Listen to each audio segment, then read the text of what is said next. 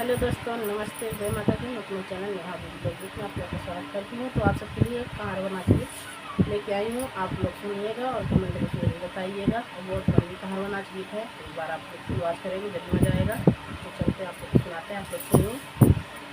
फूलवा बरसे फूलवरिया के बटोरैना नदी, फूलवा बरसे फूलवरिया के बटोरैना नदी, के बटोरैना नदी, के बटोरैना नदी, के बटोरैना नदी, के बटोरैना नदी, फूलवा बरसे फूलवरिया के बटोरैना नदी, फूलवा बरसे फूलवरिया के बटोरैना नदी।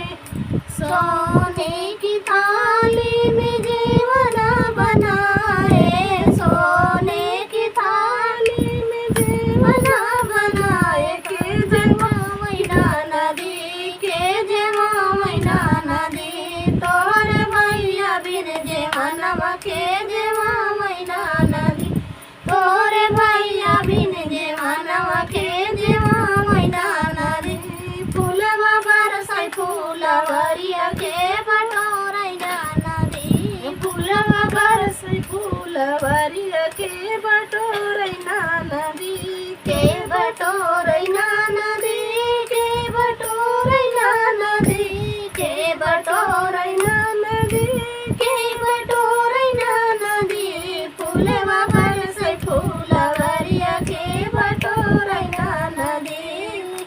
सोने का लोटा गंगा जल पानी, सोने का लोटा गंगा जल पानी, के घुटावैना नदी, के घुटावैना नदी, तोर भैया बिन गेरुआ के घुटावैना नदी, तोर भैया बिन गेरुआ के घुटावैना नदी, फूलवा बरसे फूलवरिया के बटोरैना नदी, फूलवा बरसे फूलवरिया के बटोरैना नदी, के बटोरैना नदी, के बटोरैना नदी, के बटोरैना नदी, के बटोरैना नदी, फूलवा बरसे फूलवरिया के बटोरैना नदी, फूलवा बरसे फूलवरिया के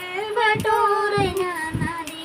लाची लवंग रस बीरवा जोड़ाए, लाची लवंग रस बीरवा जोड़ाए, के गुजावैना नदी, के गुजावैना नदी, तोहर भैया बिन बिरहुआ के गुजावैना नदी, तोहर भैया बिन बिरहुआ के गुजावैना नदी, फूलवा बरसे फूलवरिया के बटोरैना नदी, फूलवा बरसे फूलवरिया के बटोरैना नदी, के बटोरैना नदी, के बटोरैना नदी, के बटोरैना नदी, के बटोरैना नदी, फूलवा बरसे फूलवरिया के बटोरैना नदी, फूलवा बरसे फूलवरिया के बटोरैना